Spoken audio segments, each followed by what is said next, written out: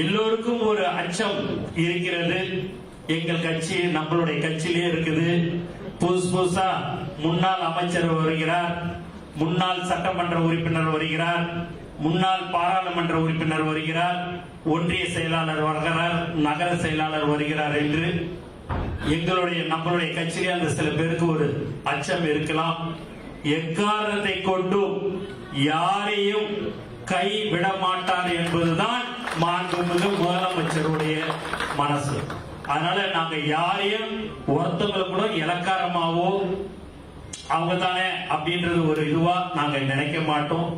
நான் எல்லாம் உங்களை ஒன்னே ஒண்ணு கேட்டுக்கிறது, கடந்த 30-32 வருஷமாக நம்மளுடைய கட்சி நிர்வாகிகள் எந்த ஒரு எதிர்பார்ப்பும் இல்லாமல் உழைத்துக் கொண்டிருந்தார்கள், இப்போதும் உழைத்துக் கொண்டிருக்கிறார்கள்.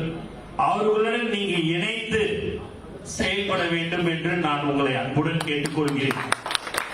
அவர்களும் உங்களுடன் இணைந்து செயல்படுவார்கள், அதுல எந்தவித மாற்று எதுவும் கிடையாது.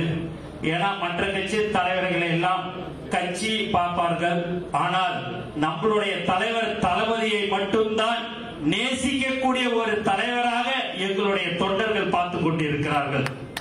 ஆகவே நீங்கள் புதுசாக வரும்போது என்னடா இவங்க எல்லாம் வந்துட்டாங்களே நமக்கு ஏதாவது ஆயிடுமான்றது நம்மளுடைய கட்சிக்காரர்கள் கண்டிப்பாக நினைப்பார்கள் தான்.